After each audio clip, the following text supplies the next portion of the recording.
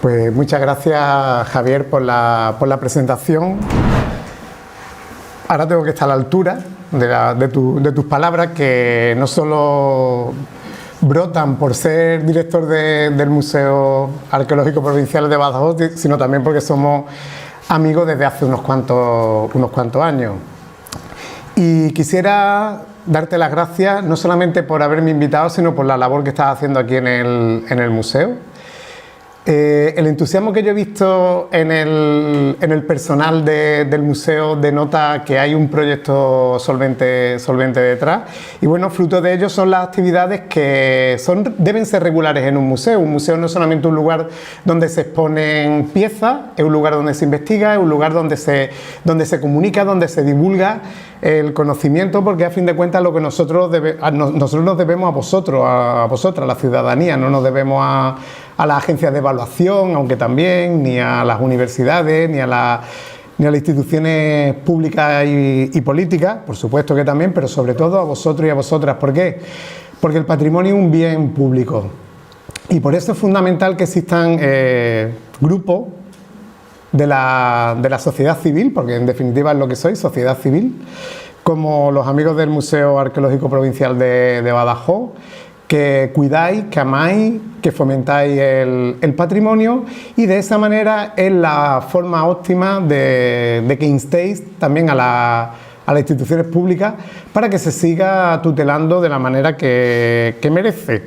Yo voy a hablar, como ha dicho también Javier, sobre el primer poblamiento humano del continente europeo, que se sitúa en Orce, y no es algo que digamos nosotros, sino que lo dice también National Geographic en un reciente reportaje. Bueno, se puede comprar todavía la revista en Portugal, porque ha salido la edición portuguesa. La edición española se espera que vea la luz en un par de meses, para el mes de enero calculamos, pues dedicado a la prehistoria de la península ibérica. Pues considera que hace 1,5 millones de años Orce eran los primeros pobladores del continente europeo, y así es. Por tanto, en Orce vamos a encontrar estas primeras evidencias, que no son de este señor, aunque pudiera serlo, y ahora después veremos en qué nos basamos para afirmar que tenemos este primer poblamiento humano tan antiguo en el continente europeo. En primer lugar, Orce no es un único yacimiento. Desde un punto de vista formal, es lo que se denomina en Andalucía, en la comunidad autónoma de Andalucía, una zona arqueológica que engloba una veintena de yacimientos. ¿Qué ocurre? Que nosotros estamos trabajando básicamente en 3 de ellos. ¿Por qué? Porque son los que nos ofrecen una información más relevante y complementaria para entender este momento tan antiguo de la historia de la humanidad. Hace 1,5 millones de años, antes de los yacimientos de Orce, la península ibérica estaba totalmente despoblada. En Orce nos encontramos a estos primeros humanos que llegaron y se encontraron con un mundo totalmente diferente al que habían conocido anteriormente. Estos 3 yacimientos, probablemente a algunos de ellos les pueda sonar, porque Orce fue muy importante en los años 80 sobre todo. Fue tan importante Orce en los años 80 que un grupo irreverente de música punk de Vigo la incluyó en una de sus canciones. ¿Conocen Siniestro Total, el grupo? Pues Siniestro Total tiene una canción que se llama ¿Quiénes somos? ¿De dónde venimos? ¿A dónde vamos? Y en uno de los versos dice: ¿es fiable el carbono 14? ¿Es nuestro antepasado el hombre de Orce? Orce se convirtió en un referente cultural en los años 80 de primer nivel. Ahora veremos que también cayó un poco en el olvido. Sin embargo, desde el principio de este siglo, Orce volvió a surgir con fuerza, mostrando esa importancia que tiene para entender un momento clave. Llevaban razón los Siniestro Total cuando decían quiénes somos y de dónde venimos. Nosotros en Orce participamos de ese debate. Los 3 yacimientos principales donde estamos interviniendo en la actualidad son Ventamicena. Es un yacimiento que de momento no tiene presencia humana. Nosotros no hemos encontrado ningún resto que así lo atestigue, ningún resto físico humano, ni tampoco ningún resto de la actividad de los humanos, porque una de las características que tenemos nosotros es que vamos dejando huellas por muchos sitios. En este caso no era una huella tan negativa como la que creo que estamos dejando en la actualidad, lo que se denomina el antropoceno, pero sí en otro sentido. Barranco León sí que es un yacimiento algo más reciente, 1,5 millones de años, y este yacimiento sí que tiene presencia humana, como vamos a ver a continuación. Y el tercero de los yacimientos principales Fuente Nueva, que es el más reciente de todos. Bueno, cuando hablamos de más reciente estamos hablando de 1.200.000 años, que también tiene presencia humana y además muy destacada. Orce era un gran lago.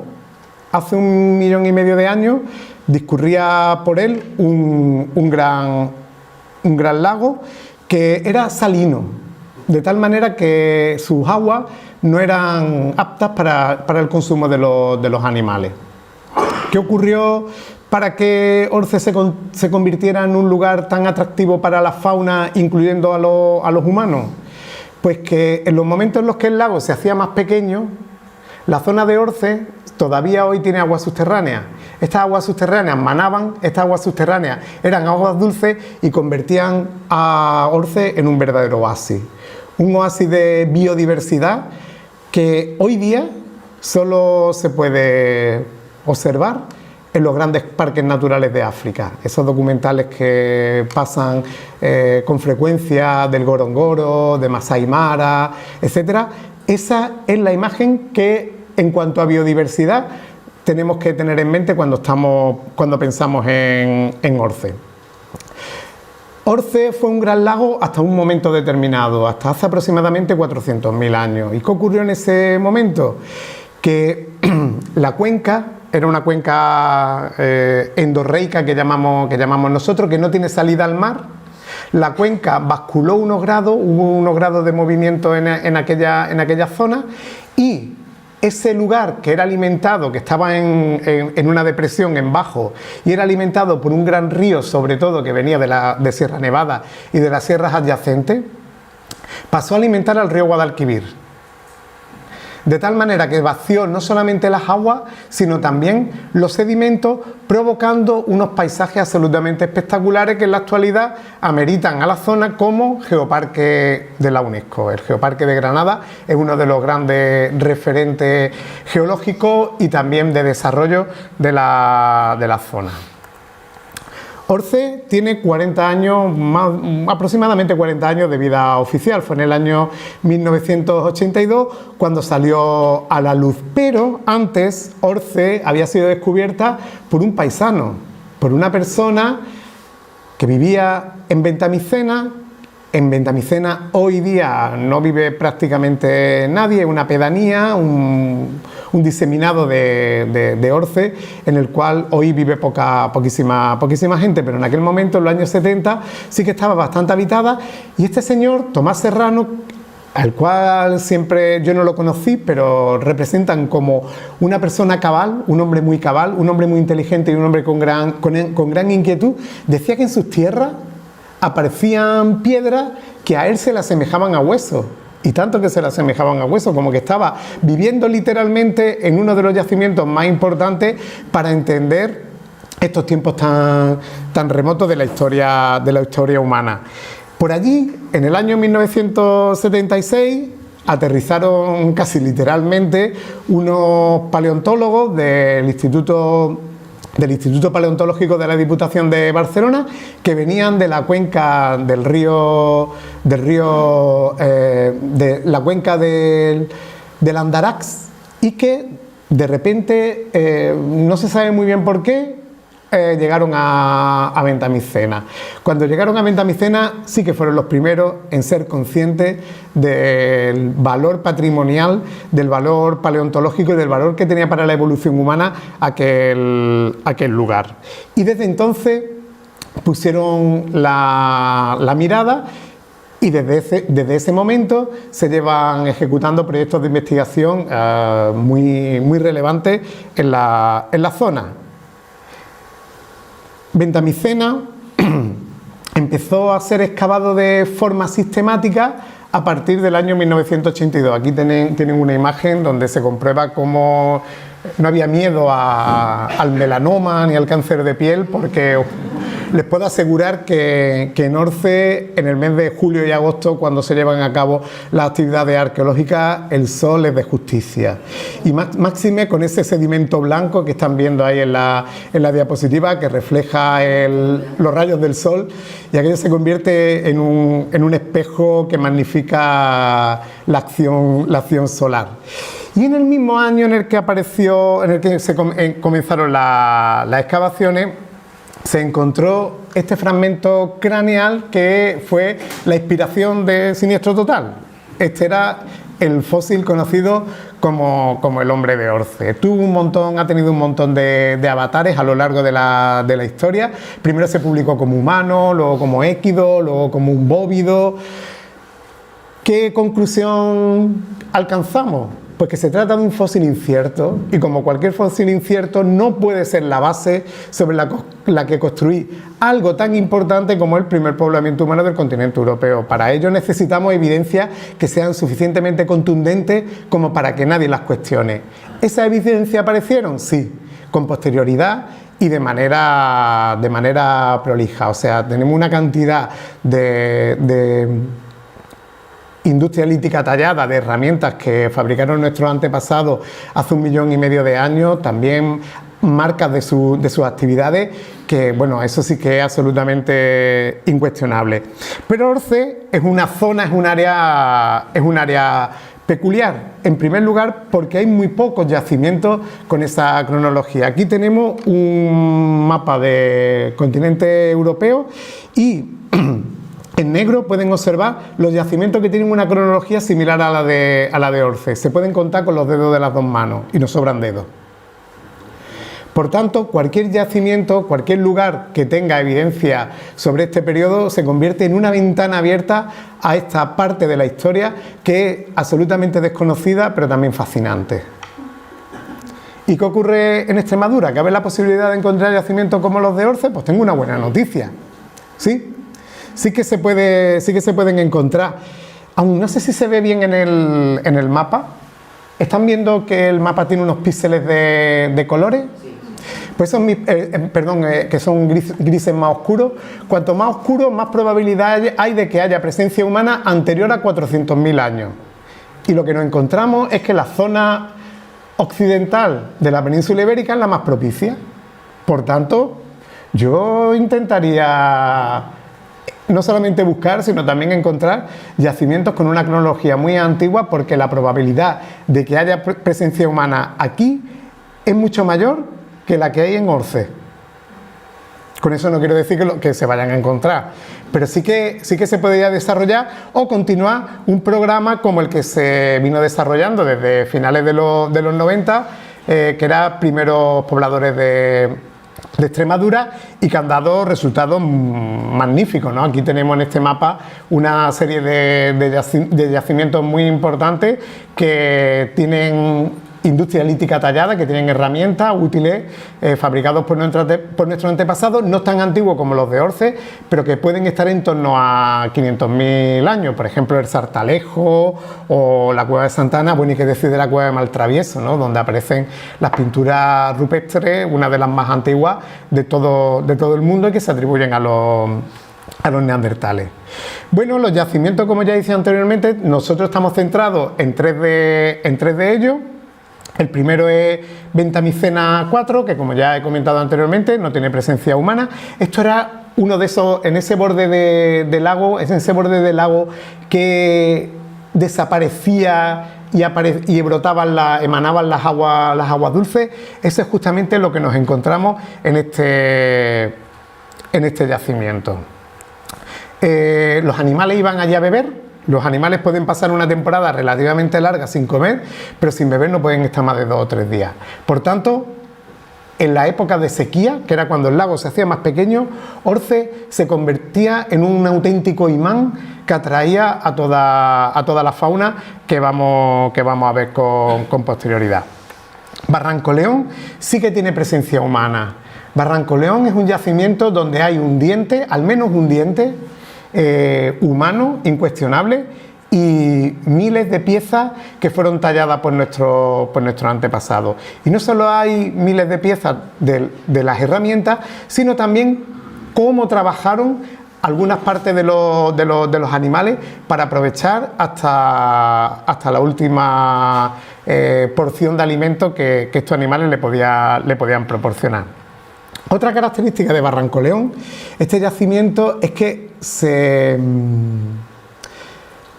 formó después de unas lluvias torrenciales, ¿no? De estas como por ejemplo que inundan aquí, que convierten el Guadiana en una verdadera trampa. Pues eso ocurrió también en Barranco León. En Barranco León hubo una arrollada tremenda y esa arrollada fue magnífica. ¿Por qué? Porque trajo materiales, trajo piedras, fragmentos de piedra que están en la Sierra de la Umbría, que es la sierra que delimita la cuenca de Guadix-Baza. Y esas piedras, da la casualidad de que eran rocas que se pueden tallar. Eran calizas y eran sílex. Aquí lo que están viendo son cuarcitas. Esto es otra litología. Estos son otro tipo de piedras totalmente distintas. Pero como le estaba comentando a Javier cuando la hemos visto también arriba, creo que las que están en la vitrina, nunca había visto yo unas cuarcitas tan sumamente finas que permiten una talla casi tan perfecta como la que se puede hacer en sílex. Eso también es una buena noticia para Extremadura, porque el hecho de que haya materias primas que son potencialmente tallables y que son de muchísima calidad, hace que también sea un lugar atractivo para los humanos. Como os comentaba, el yacimiento de Barranco León se produce tras esa arrollada. Transporta las rocas que se pueden tallar y los humanos van allí porque se encuentran el parque comercial de la época. Tienen allí donde pueden fabricar las herramientas y relativamente cerca también se encuentran con una fuente de agua dulce donde van a beber los animales. Tallan y van aprovechando los animales que van muriendo, porque llegan algunos de ellos, podrían haber llegado exhaustos a estos lugares, y también los animales que son matados, los herbívoros que son matados por los carnívoros, porque vamos a ver que el conjunto de carnívoros que nos encontramos en los yacimientos de Orce no tiene nada que ver con lo que en la actualidad se estila por estas latitudes. Y el tercero de los yacimientos con presencia humana es Fuente Nueva 3, que funcionó de una manera diferente. Fuente Nueva 3 era un lugar pantanoso donde los animales también iban a beber y algunos morían, otros se quedaron entrampados.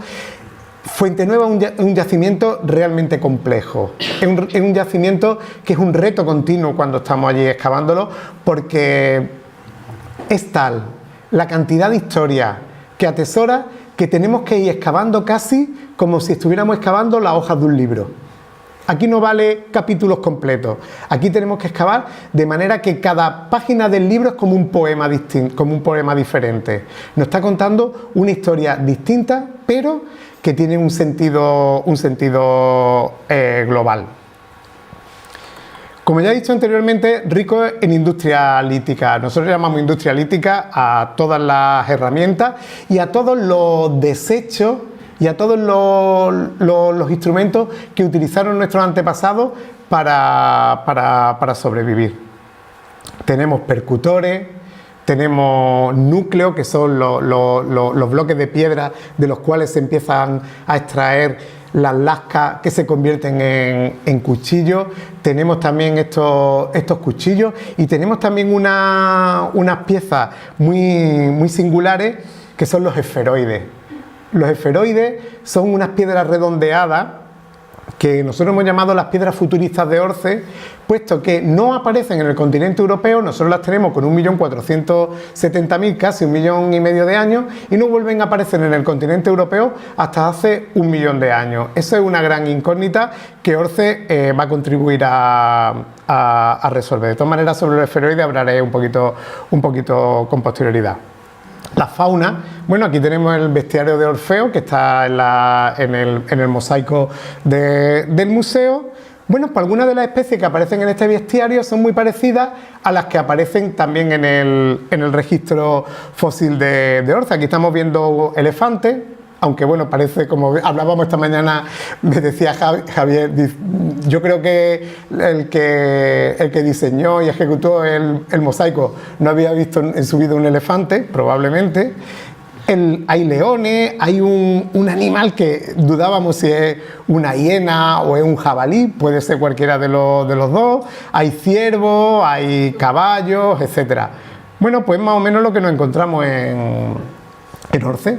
En Orce nos encontramos, esto es simplemente una representación de la riqueza faunística, de la biodiversidad animal que hay en Orce. Hay mamut, hipopótamos, rinocerontes, 2 especies de ciervo, una gigante que podía medir casi 4 metros y medio.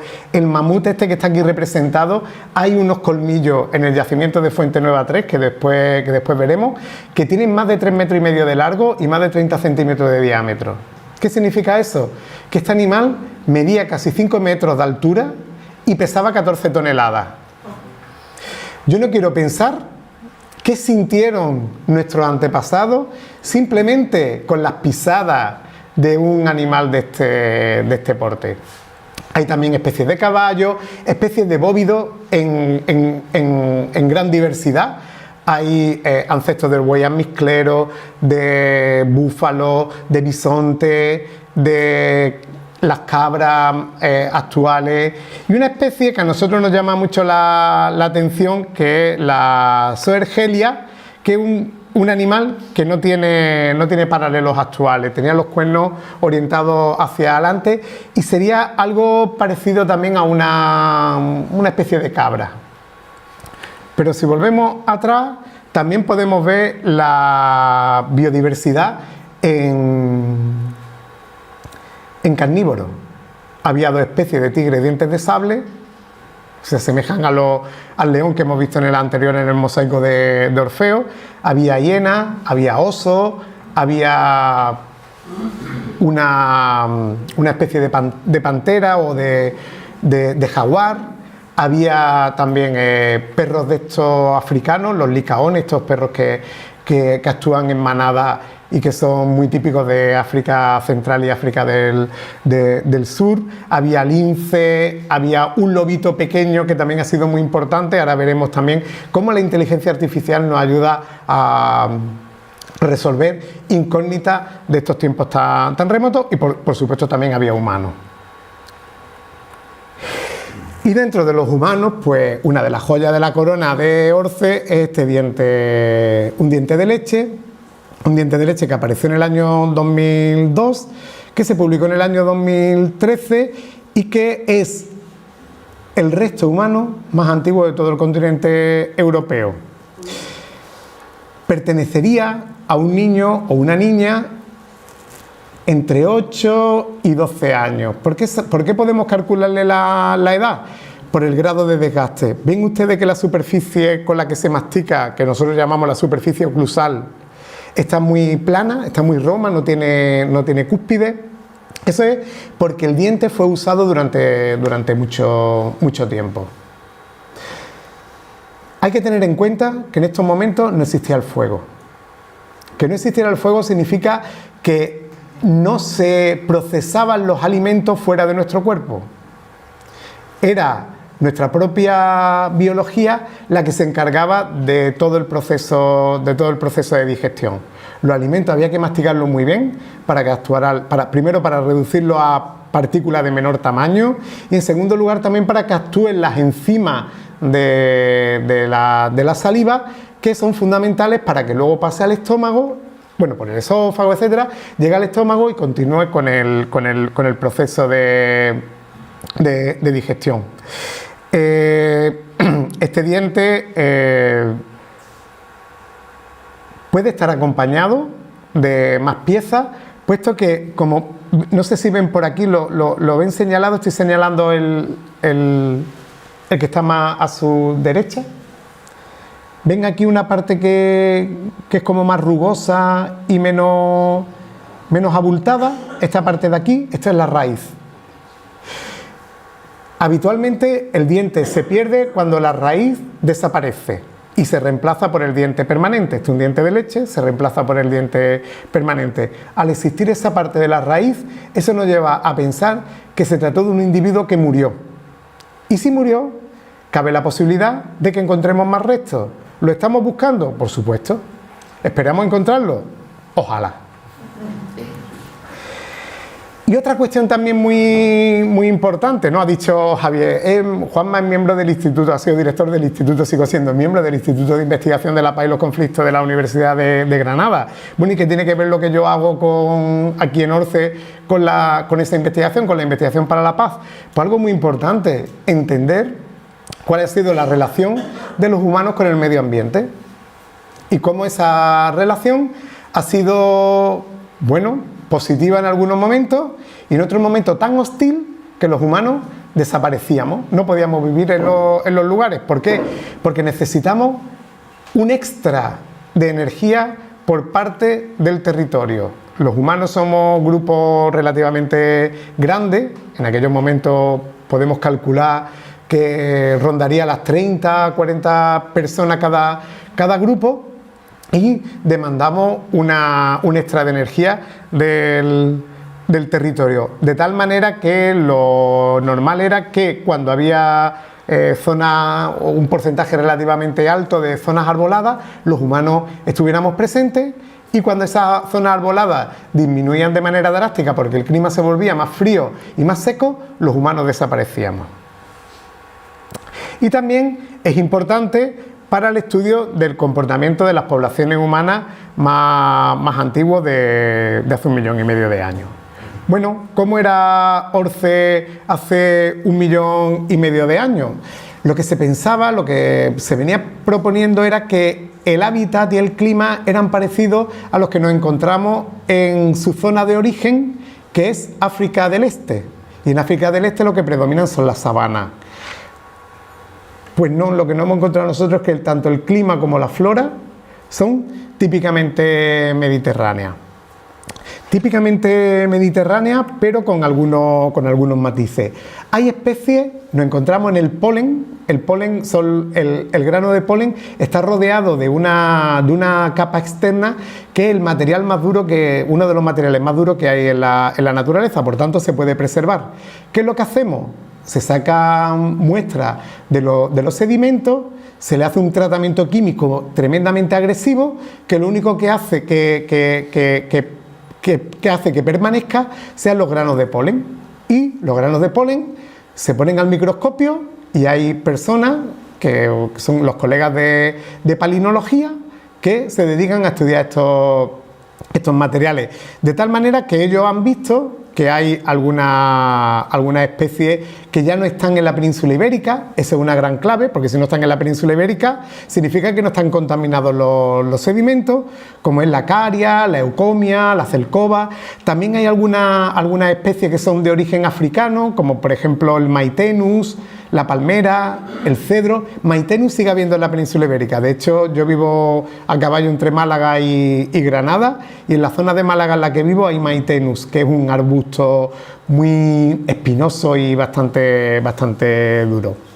Lo que nos dice el polen es que hay una alternancia entre periodos secos y fríos, que son los glaciares, y otros húmedos y cálidos, que son los que nosotros denominamos interglaciares. Pero sobre todo lo que nos indica es que hay una gran diversidad de plantas. Aquí tenemos un dibujo realizado por una de las palinólogas, que también es paleoartista, que es Gabriela Amorós, que nos presenta cómo sería la vegetación en ORCE en el momento en el que los humanos estaban presentes en el yacimiento de Fuente Nueva 3, hace 1.200.000 años. Sin embargo, en Ventamicena, donde no hemos encontrado presencia humana, coincide con un momento relativamente seco y frío, donde la vegetación baja, sobre todo la vegetación arbolada, baja de manera dramática. Aquí tenemos otra representación de cómo debió ser este momento hace 1.600.000 años en el entorno de ORCE. De todas maneras, a pesar de que era frío y seco, nada que ver con la vegetación actual. Si vamos atrás, vemos que hay una mayor diversidad, y una mayor cantidad de elementos arbóreos. Orce en la actualidad lo que nos podemos encontrar básicamente es esparto, tomillo, hierbas aromáticas, y los pocos árboles que hay en las zonas bajas son de repoblación, son pinos de... Bueno, ahí se ven un poquito en la esquina derecha, se ven los pinos de repoblación. Pero he hablado de los animales de más porte, he hablado de que hay mamuts de 14 toneladas, hipopótamos que pesaban 4.000 kilos, tigres dientes de sable... Pero ¿qué pasa con los animales de pequeño tamaño? Son fundamentales, sobre todo los roedores, porque los roedores son unos grandes marcadores del tiempo, son como relojes geológicos que nos permiten saber en qué momento concreto nos encontramos, y también unos animales que nosotros denominamos herpetofauna, pero que son también muy conocidos porque son anfibios y reptiles. ¿Qué ocurre con los anfibios y los reptiles? Pues dos cuestiones fundamentales. La primera, no se han extinguido masivamente como ha ocurrido con los mamíferos. Mamuts no existen en la actualidad, tigres dientes de sable no existen en la actualidad, la zoergelia que he puesto antes no existe en la actualidad, pero los anfibios y los reptiles que nos encontramos en los yacimientos de Orce sí existen en la actualidad. Y otra característica que tienen los anfibios y los reptiles es que son animales de sangre fría. Y como son animales de sangre fría, tienen una mayor dependencia de las condiciones climáticas. Pues tenemos los termómetros y tenemos los pluviómetros. O sea, los anfibios y los reptiles nos hablan de las temperaturas y nos hablan de las precipitaciones, de tal manera que podemos calcularlas incluso por meses. No significa que sea perfecto, no significa que tengamos ahí que hayamos encontrado un termómetro o que no hayamos encontrado una estación meteorológica, pero sí que son elementos que son tremendamente útiles para reconstruir el clima. ¿Qué es lo que nos dice la herpetofauna? Bueno, pues lo primero es que en Orce llovía mucho más que en la actualidad. Algo que es obvio, porque Orce está en una de las zonas más secas de toda la península ibérica, en la actualidad. Si en la actualidad llueve 400 mililitros al año, hace 1.500.000 años llovía el doble, cerca de 800 mililitros. Y otra diferencia fundamental reside en que la diferencia entre el invierno y los veranos era mucho menor. Podía haber más de 5 grados de diferencia en los meses más fríos. Eran más cálidos hace 1,5 millones de años que en la actualidad. ¿Y cómo se comportaban nuestros antepasados?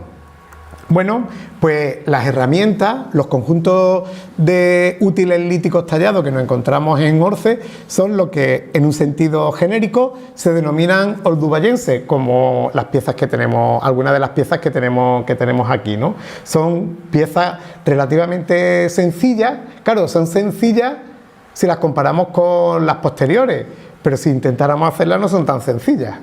Tienes que encontrar la materia prima oportuna, tienes que encontrar también el percutor con el que golpearlas para que se produzcan los levantamientos, para que salgan las lascas, etcétera, etcétera. En Orce nos encontramos dos materias primas fundamentales, que son el sílex, el pedernal, para hacer los cuchillos, los filos cortantes, y las calizas para la percusión, para, por ejemplo, acceder al tuétano, a la médula ósea, que es un alimento fundamental. ¿Por qué? Porque es muy rico en grasa y porque tiene un aporte calórico tremendo, mucho más que la carne magra. Y también tenían dos formas de tallar. Una era a mano alzada y otra era sobre yunque, apoyado en una piedra relativamente plana. La mano alzada se utilizaba para los trabajos más finos. ¿Por qué? Porque cuando tú golpeas sobre un yunque con otra piedra, con un percutor, con una piedra que hace de martillo, el control que tú tienes sobre ese procedimiento, ese golpeo, es muy escaso, muy pequeño. De tal manera que lo que salen son cuchillos, salen filos cortantes, pero muy descontrolados. Salen en gran cantidad, pero de manera muy poco preparada. Todo lo contrario de lo que ocurre con estas piezas que tenemos aquí, que son los esferoides. Los esferoides se encontraron en Barranco León y estábamos súper intrigados, siempre decíamos, ¿por qué aparecen en Barranco León, que es el yacimiento más antiguo, y no nos lo encontramos en Fuente Nueva, que es el yacimiento más reciente? Por lógica, debería estar más presente en el yacimiento más reciente.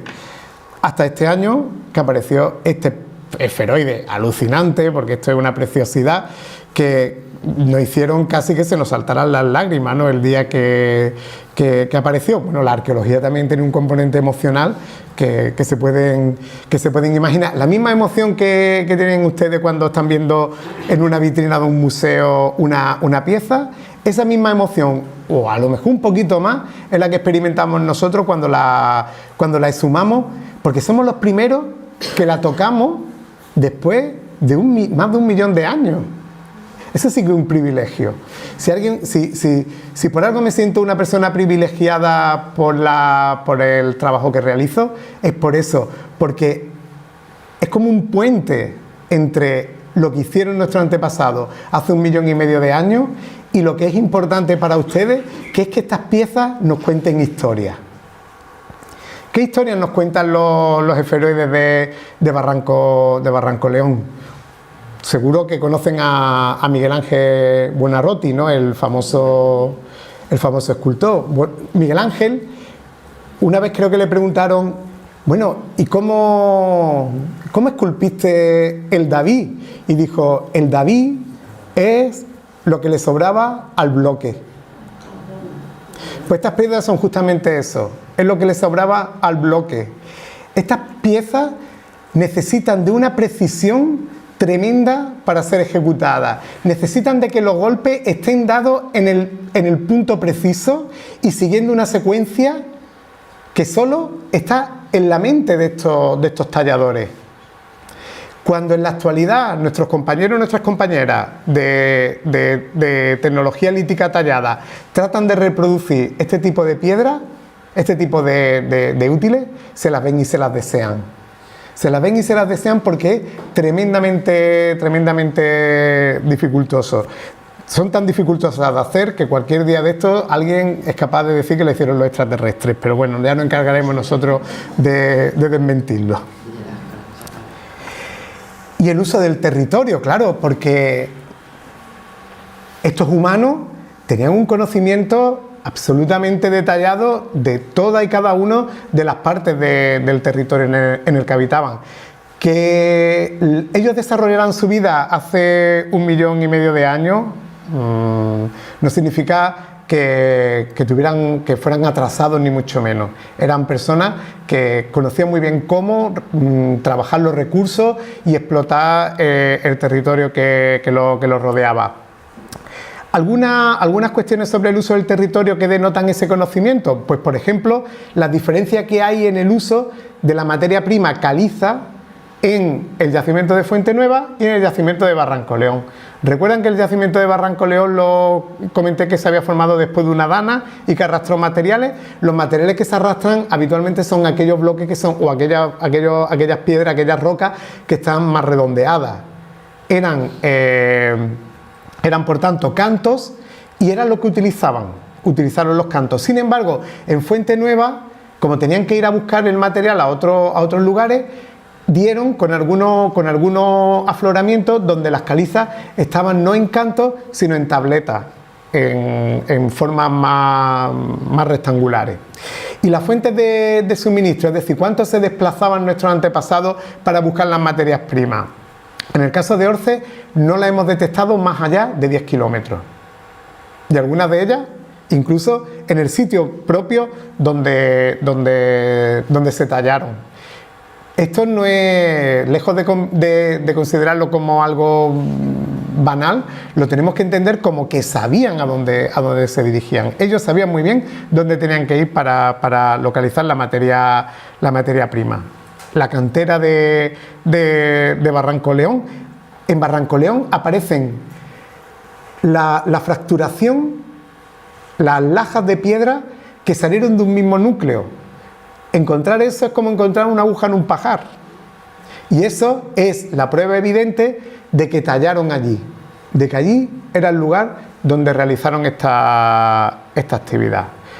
¿Qué ocurrió? Que con posterioridad el Gran Lago aumentó su tamaño y lo tapó de tal forma que es lo que nos llega en la actualidad. Por eso el yacimiento de Barranco León está tan excelentemente conservado.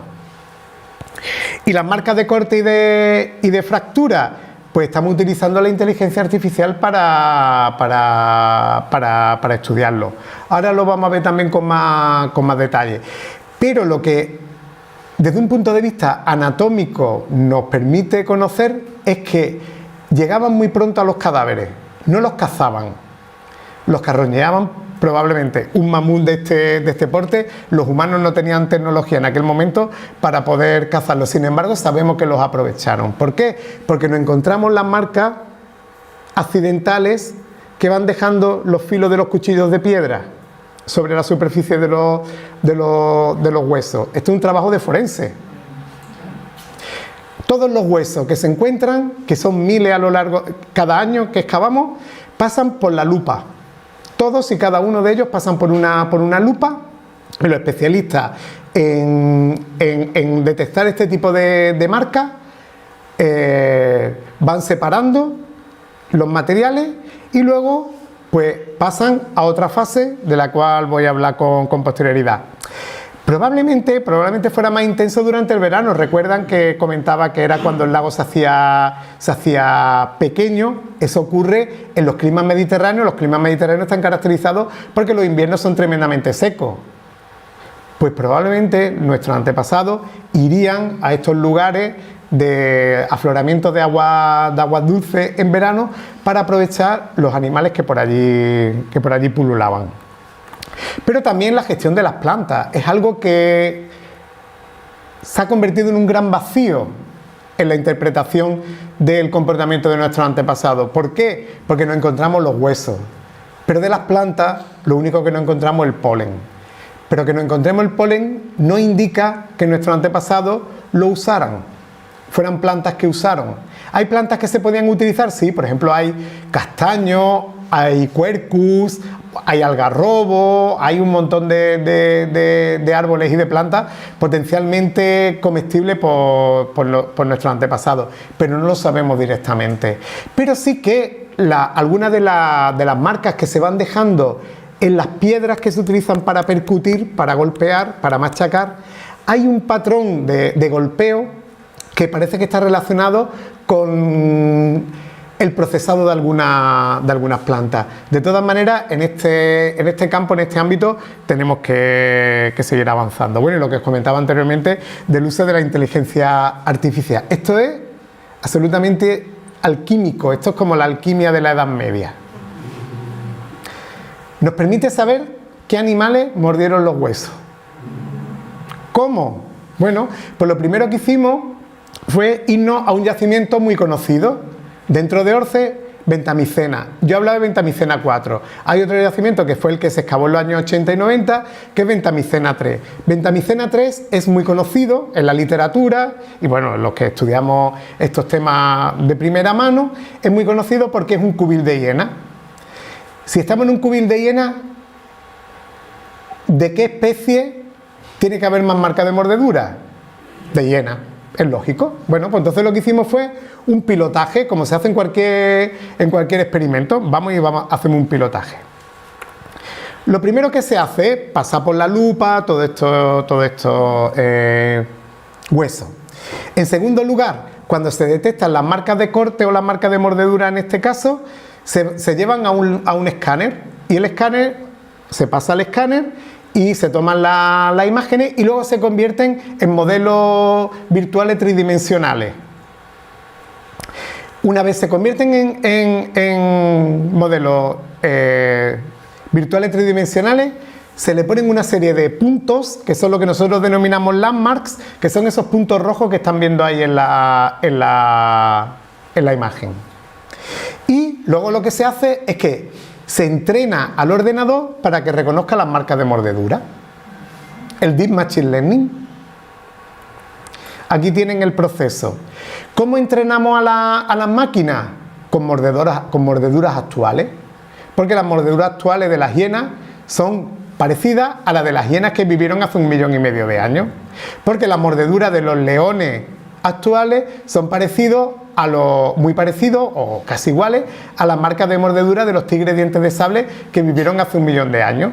Porque las marcas de los licaones actuales son muy parecidas a las de los licaones de hace 1,5 millones de años. Entonces se entrena la máquina, le meten la mordedura de hace 1,5 millones de años y la máquina te dice: hay un 90% de probabilidad de que se trate de hiena. ¿Qué ocurrió en Ventamicena, en el pilotaje? Que de 28 marcas que se analizaron, 20 son de hiena.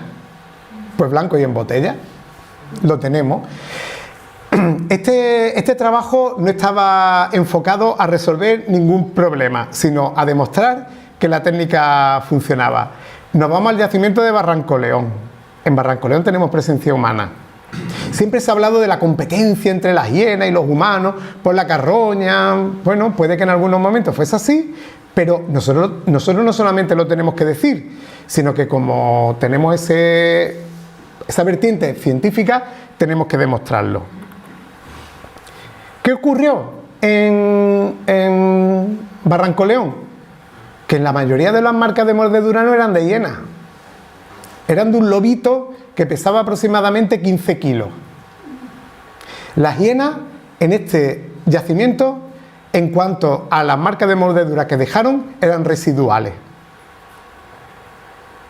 No solo se evalúa el tamaño, porque puede decir, bueno, es que las marcas pequeñas pueden ser de crías. No, porque estamos evaluando el tamaño, pero también estamos evaluando la forma.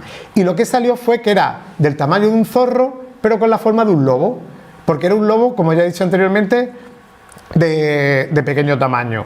¿Qué nos indica Barranco León? Que hubo un montón de carnívoros que estuvieron allí actuando. Llegaban los osos, comían, llegaban los tigres dientes de sable y mataban. Los osos también podían matar, pero ni los humanos ni tampoco estos lobitos mataban. ¿Por qué? Porque eran lobitos muy pequeños y solo podían cazar animales del tamaño de un gamo actual.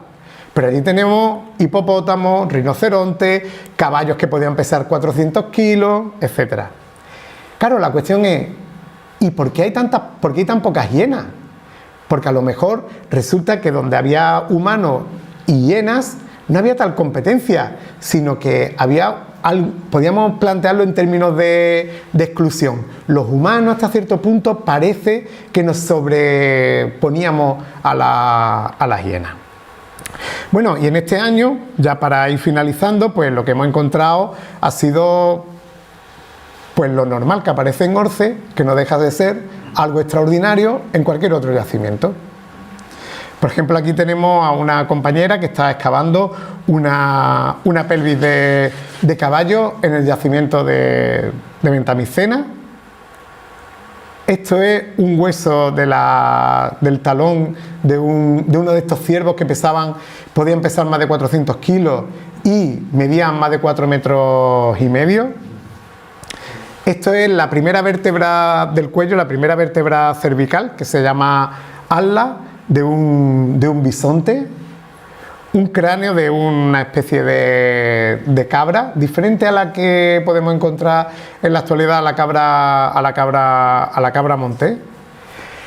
Percutores de caliza, o sea, los martillos con los cuales trabajaban fracturando nuestros antepasados. Una lasca muy interesante, esta pieza es súper interesante porque, al igual que ocurre con los esferoides, recuerdan que hablaba de las piedras futuristas.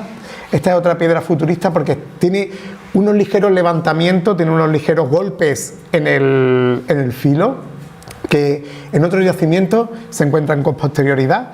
Cuchillos de sile, aquí lo están viendo, son magníficos, tienen una fabricación casi perfecta.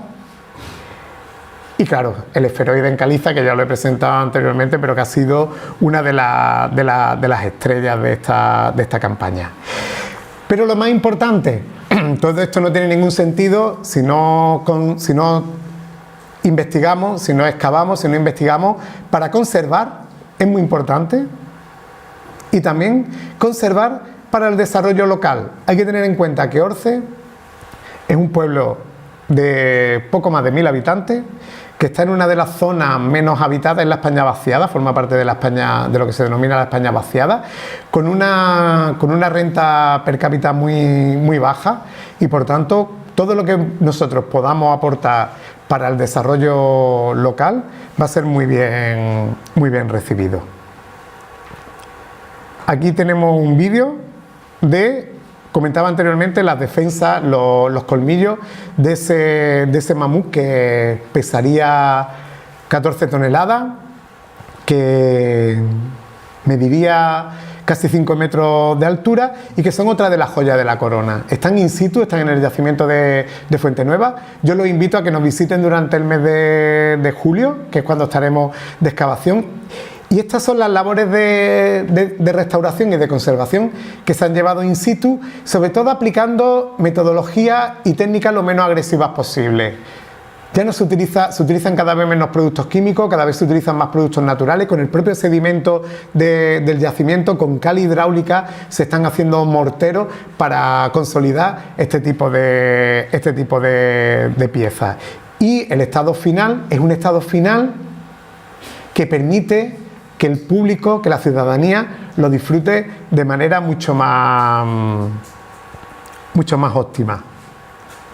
Y otra de las actividades que llevamos a cabo, bueno, lo comentaba también anteriormente, nosotros desde que entramos en el proyecto Orce, desde que nos sumamos a esta larga historia de 40 años, decidimos también llevar a cabo actividades en el pueblo. Una de ellas, que a mí me encanta, es una que denominamos bares que lugares. Lo que decía Javier, ¿no? Yo soy un apasionado de la música, no solo de la música clásica por mi pasado como clarinetista, sino también del pop de los 80, ¿no? Bares que lugares es una canción que está dentro de un tema de Gabinete Caligari, ¿no? Y lo que hacemos son charlas en los bares porque queremos romper un poco con la solemnidad y con esa distancia que este tipo de espacio nos da, ¿no? Porque yo estoy aquí, ustedes están allá, pero en los bares no, en los bares estamos tomando una cerveza todos al mismo ras, por decirlo de alguna manera, y eso hace que las preguntas, todas las dudas que vayan surgiendo sean como más, no sé, si me permiten la expresión, más auténticas, ¿no? Más directas, más que salen del corazón. Pero estos son los dibujos, parte de los dibujos que realizaron los niños y las niñas del colegio de Orce. Se llama San José, pero le quieren cambiar el nombre por el de María Pérez, la marchadora de Orce, al igual que este, ¿cómo se llama el chico que, bueno, el de Llerena? Es curioso, ¿no? que haya ese vínculo entre Extremadura y Orce a través de la marcha, ¿no? Pero aquí tenemos a una especie nueva de ratón que apareció en los yacimientos de Fuentenueva, sobre todo en Fuentenueva y en Barranco León, un ratón que le hemos puesto de nombre Manchenomis orcensis. Sabéis que los nombres son un poco locos, por ratón de Orce, ¿no? Para los amigos y las amigas. Y le pedimos que hicieran un dibujo. Bueno, fue una experiencia maravillosa. Una de las cosas que más nos llamó la atención fue que situaban al ratón de Orce al lado del castillo. Claro, pero es interesante porque consideran que está al mismo nivel que el elemento patrimonial que vertebra el pueblo, que es el castillo. Entonces, para ellos, los huesos, y digo los huesos porque es como los llaman allí, los huesos son un elemento identitario muy importante. Bueno, a ellos los llaman los huesos y a nosotros nos llaman los huesitos. No, pero nosotros encantados de ser los huesitos, ¿eh? Y bueno, ya para terminar, voy a compartir con vosotros, con vosotras, un pequeño vídeo, ¿vale? A ver qué es lo que sale. Pues creo que no se puede.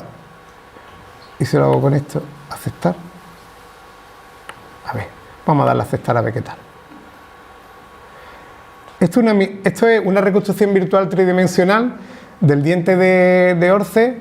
Hemos tomado, para un diente que mide 10 milímetros, hemos tomado 1000 imágenes. Y a través de programas informáticos pues, se han montado las imágenes para tener esta representación. Lo interesante desde el punto de vista de la conservación es que el diente no está tan intacto como aparecía en las fotos. El diente está lleno de fisuras y está lleno de grietas, está lleno de fracturas, de tal manera que eso es fundamental para el futuro del diente. Y claro, nos permite también estudiar el interior. Esto es como las personas, lo bueno está en el interior, ¿no? Como el diente está muy desgastado, pues podemos acceder a partes del diente que no han sufrido ese proceso y en ello estamos. Que era esta, que era simplemente pues, darles las gracias. Y bueno, esta es una imagen de Fuente Nueva para que vean que no solamente Orce merece la pena ser visitada por su patrimonio arqueológico, paleontológico, sino también por sus paisajes que son muy especiales y sobre todo por su gastronomía. En Orce hay uno de los mejores corderos de España, ¿no? No es broma. Hay una variedad que se llama cordero segureño que si van, cuando vayan, tienen que, bueno, aquellos que les guste el cordero y que no sean vegetarianos, veganos, etcétera, que tienen que probar. Para vegetarianos, las setas también son espectaculares por esta fecha. Así que nada, lo esperamos por Orce. Muchísimas gracias por su presencia, sobre todo en este día que se ha vuelto un poco desapacible. Muchísimas gracias.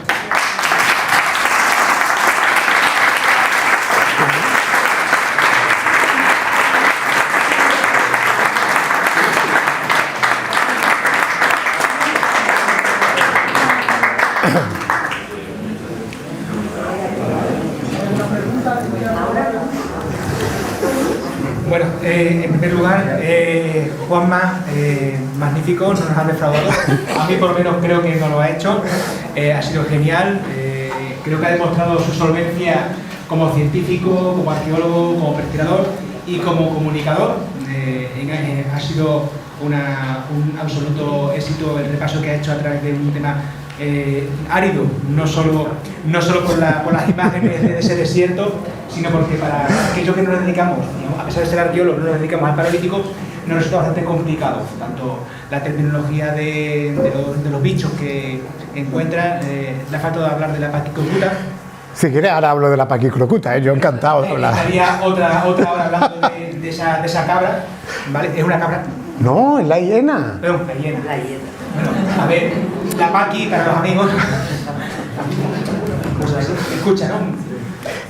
Bueno, pues muchísimas gracias. Voy a hablar sobre la paquicrocuta. Ya Javi me acabas de tirar al barro, lo siento mucho. No voy a hablar mucho de ella, pero no, simplemente para desmitificar un poco esa terminología tan compleja, es verdad que es complicada. Porque, claro, nosotros tenemos que nombrar la especie para que todo el mundo la entienda. Si nosotros la llamamos hiena, pues aquí se entiende, pero en otro país, pues en inglés, por ejemplo, es hyena o algo así por el estilo, ¿no? Vamos, y ese es el más cercano. No sé cómo se dice en chino o en japonés o en indonesio. Pero, claro, nos damos nombres científicos que tienen un significado, que es mucho más fácil de entender que el propio nombre científico. Por ejemplo, Pachicrocuta brevirostris. Complicado, ¿verdad? Pero si digo yo ahora gran hiena de cara corta, pues ya nos vamos haciendo una idea no solamente del nombre, sino de cómo era.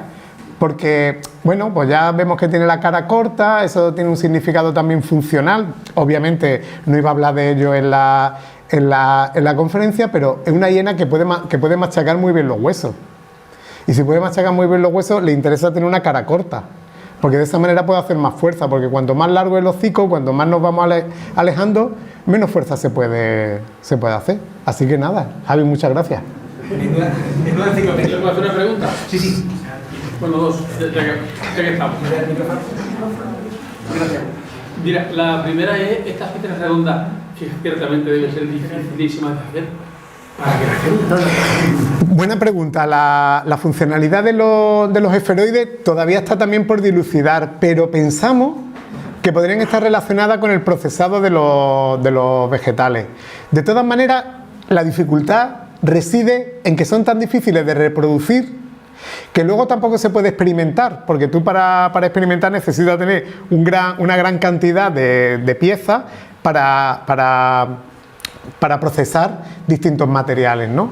Pero por la forma, porque hay otros instrumentos que aparecen también en los yacimientos que son parecidos pero no son tan elaborados y parece que están relacionados con la gestión de las plantas, pues nosotros pensamos que puede estar vinculado con esa actividad, con el procesado de las plantas. Muchas gracias. De nada. Ya la segunda, que a mí me ha roto la cabeza más de una vez, vosotros sabéis de esto, de verdad. ¿Cómo se comunicaban esta gente? ¿Qué tipo de lenguaje tenían? ¿Cómo hablaban de una tribu, no se puede decir? Sí. Una comunidad a otra, tenían los mismos lenguajes. ¿Qué habéis pensado de eso? Esa pregunta lleva quebrantando las almas de los prehistoriadores desde el siglo XIX, desde que la prehistoria se convirtió en una disciplina. Para estos momentos es difícil, por no decir imposible, saber qué tipo de lenguaje o qué capacidades lingüísticas podían tener nuestros antepasados. Si nos venimos a momentos más recientes, los neandertales, que pongámosle, por poner una fecha, pueden tener 300.000 años y una especie muy cercana a nosotros, tan cercana que nosotros tenemos ancestralidad neandertal. Los neandertales tenían las mismas capacidades neurológicas o parecidas a las que tenemos los humanos actuales. El hecho de que la tuvieran los neandertales y los humanos anatómicamente modernos, como los llamamos nosotros, es decir, nuestra especie, compartiéramos esas capacidades neurológicas, parece indicar que también estaban en el ancestro común entre ellos y nosotros. Por tanto, nos podríamos remontar en torno a 600, 800.000 años. Más allá, ya es una especulación excesiva como para que tenga suficiente base y credibilidad.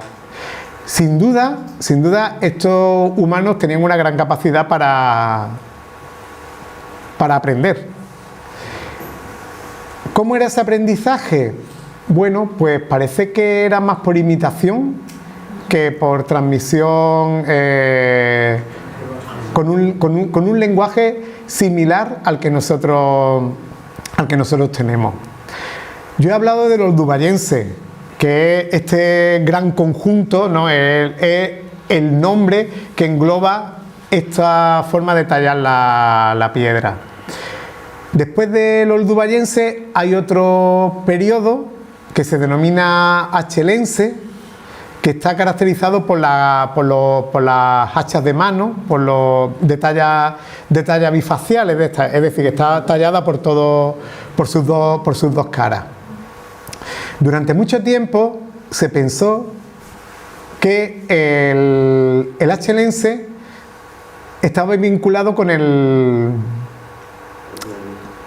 origen o con el desarrollo del lenguaje tal y como lo conocemos en la actualidad. Pero se han llevado a cabo experimentos con neuroimágenes actuales, en el presente, hace unos años, de personas que tallaban, siguiendo la cultura, las tradiciones culturales oldubayenses y las tradiciones culturales achelenses, para ver si había alguna diferencia. Y sí la hay, pero no está relacionada con el lenguaje. Está relacionado más con las áreas que están vinculadas a la música, lo cual a mí me entusiasma. Pero no tanto con la música en un sentido más estético, sino porque la música tiene un grado de precisión motor increíble. No sé si alguien de aquí del público ha tocado el violín o algún instrumento de cuerda. La guitarra es menos complicada porque al tener trastes tú sabes dónde tienes que poner los dedos, pero en el violín no. En el violín tienes que tener una precisión extrema, te mueves 1 milímetro y ya estás desafinando, vamos, que parece que estés desollando un gato. Pues eso ocurrió, a mí me parece absolutamente maravilloso. El lenguaje, ¿por qué es tan importante para nosotros? porque lo consideramos como una capacidad humana única, y lo es. El tipo de lenguaje que nosotros desarrollamos es único. Y por eso tratamos de buscar sus raíces en el pasado. Por eso ha atormentado a tantos investigadores a lo largo de la historia de la disciplina. Pero parece que el lenguaje sí que tiene una importancia capital, pero hay otros aspectos que también son muy importantes, como es, por ejemplo, el aprendizaje por imitación. No sé si he respondido a la pregunta, pero tampoco sabemos mucho sobre estos momentos tan antiguos. Claro, es que se supone que para entenderse tendrían que tener un código compartido. ¿Y eso cómo se hace? ¿Cómo se inventa eso? Porque los códigos compartidos no solo tienen que ser de un lenguaje de doble articulación. Nosotros, ayer, yo doy clase en una asignatura que se llama Fundamentos de Investigación para la Paz, ¿no? Y ayer estaba en Málaga impartiendo esta asignatura y nos contó esto es real, ¿eh? Una alumna que viene de México, que tuvo un problema aquí porque cruzando un paso de cebra, un paso de peatones, le hizo este gesto al conductor. Este gesto en México significa gracias. Aquí lo asociamos con otra cosa. Entonces, no, lo que quiero decir es que el lenguaje no es estrictamente verbal.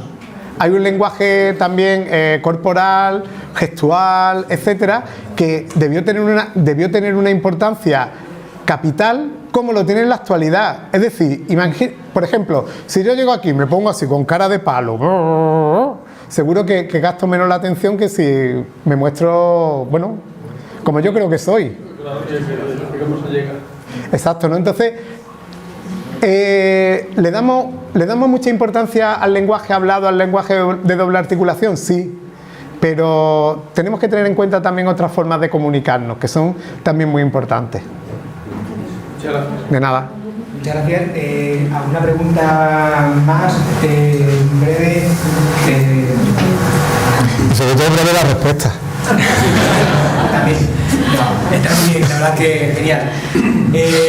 Yo, una cosa muy rápida, bueno, ha hablado de las posibilidades que tiene Extremadura, la zona occidental de la península ibérica, para acoger este tipo de yacimientos tipo Orce. Y bueno, te preguntas sobre la realidad, eso es estadística. Entiendo, hay una cuestión que tiene que ver con la realidad, las posibilidades histológicas, etcétera, etcétera. Quería preguntarte, ¿qué posibilidades tenemos de encontrar realmente un Orce que no sean solo estadísticas? Entiendo que fuera de las cuevas es mucho más complicado que dentro de las cuevas. ¿Es la posibilidad de encontrar un barranco de Orce? Sí, es posible. ¿Qué ocurre? Que al aire libre, como ha dicho Javi, es mucho más difícil encontrar los yacimientos. Se encuentra una aguja en un paja. De todas maneras, no se busca en la nada. Tú cuando vas a buscar un yacimiento sabes dónde están los sedimentos que tienen esa antigüedad. Y no solamente que tienen esa antigüedad, sino que también están expuestos, que han sido erosionados, ¿no? ¿Qué es lo que ha pasado en Orce? Barranco León se llama Barranco León porque es un barranco. Y por eso, por encima de Barranco León hay un millón de años de historia. Si no llega a haber ocurrido ese proceso de erosión, no tendríamos acceso a los yacimientos a las hojas del libro de hace 1,5 millones de años. Se tienen que dar un montón de circunstancias. ¿En cuevas se pueden encontrar? Sí. Lo que ocurre es que en las cuevas, si los sedimentos se han ido depositando desde hace 1 millón de años hasta la prehistoria reciente, incluso en época histórica, para llegar a esos niveles hacen falta muchísimos años de investigación, muchos años. Con la complicación que además supone excavar dentro de la cueva, ¿no? Exactamente, con la complicación que supone excavar una cueva, porque las cuevas, como la forma del agua, también las modifica el agua. Una pregunta, Sí. ¿serían poblaciones estables o serían más bien un tipo de cazadores? ¿O seguían a los animales, se sabe? Sí. Cazar no cazaban. Básicamente recolectaban, puesto que el carroñeo no debe ser una forma de recolección. Recolecta animales muertos, animales que están moribundos, etcétera. Sí se movían, y lo sabemos porque hay momentos en los cuales, a pesar de que es un tiempo en el cual podría haber presencia humana en Orce, no la hay. Y no la hay en Orce o en el entorno de Orce porque las condiciones climáticas se vuelven adversas. Los mamíferos, los animales, no generamos, bueno, sí generamos energía, pero necesitamos para generarla alimento. ¿Quiénes son los seres vivos que generan energía por sí mismos? A través de, bueno, con el sol, el agua, los minerales, etcétera, las plantas. En el momento en el que se reducía la variabilidad y la cantidad de plantas, también decrecía la diversidad, y dentro de ese decrecimiento de la diversidad, nosotros éramos una de las especies afectadas, por tanto, desaparecíamos. ¿Dónde se irían? Pues a lugares más propicios. Y en algunos momentos incluso llegarían a desaparecer. Este verano se ha publicado un artículo donde se dice que hace 1.100.000 años hubo tal crisis climática, tal momento frío y seco, que desaparecerían todas las poblaciones de la península ibérica. Bueno, de Europa. O sea, nosotros éramos muy dependientes del medio. Y había umbrales que no se podían traspasar, que no teníamos capacidad para traspasar con nuestra tecnología, porque no le podíamos arrancar ese extra de energía al medio. Ahora bien, si le arrancamos extra de energía al medio, eso tiene unas consecuencias.